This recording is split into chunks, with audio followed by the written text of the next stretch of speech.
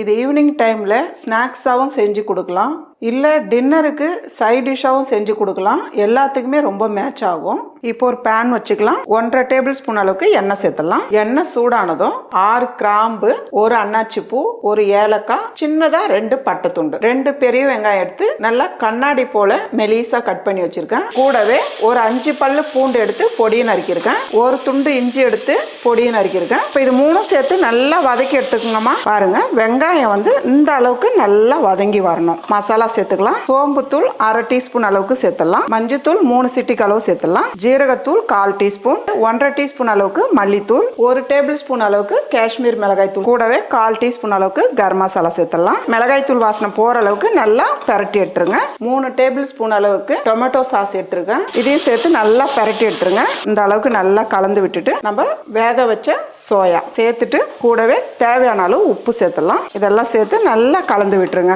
இந்த அளவுக்கு நல்லா மசாலா பிடிக்கிற அளவுக்கு நல்லா கலந்து விட்டுருங்க. ஒரு 1/2 கைப்பிடி அளவுக்கு தண்ணி எடுத்து இப்படி தெளிச்சு விட்டுருங்க. நல்லா ஃப்ரை பண்ணிடுங்க.